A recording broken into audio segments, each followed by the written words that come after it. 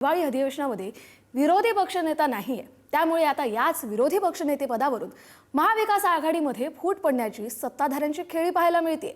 काँग्रेसचे नेते विजय वडेट्टीवार यांना विधानसभेचं तर अनिल परब यांना विधान परिषदेचं विरोधी पक्षनेतेपद मिळावं यासाठी आता सत्ताधाऱ्यांनी सहकार्याची ऑफर दिली आहे।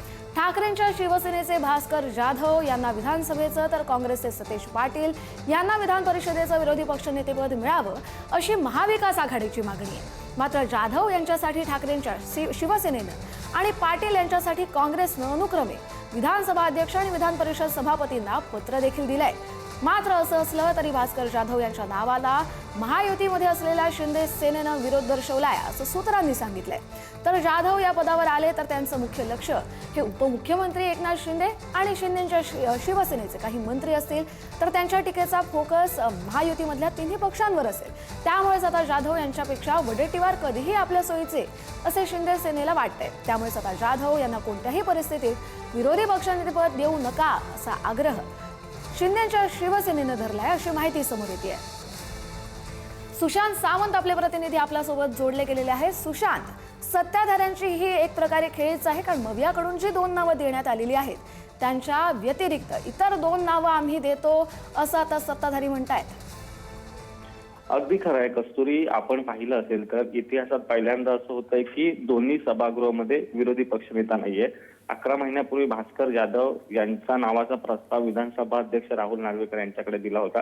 मात्र त्यावेळी देखील भास्कर जाधव यांच्या नावाला भाजपनं विरोध केला। त्याचं प्रमुख कारण हेच होतं की त्यावेळी मुख्यमंत्री उद्धव ठाकरे होते, त्यावेळी भास्कर जाधवांनी एक वाद झाला होता भास्कर जाधव भाजपच्या 12 आमदारांमध्ये, आणि त्यावरून भाजपच्या आमदारांचं निलंबन देखील झालं होतं। त्यानंतर भाजपचे आमदार कोर्टात गेले। तो राग भाजपच्या मनात आहे आणि त्याचमुळे भास्कर जाधव यांच्या नावाला भाजपकडून सुरुवातीपासून विरोध आहे।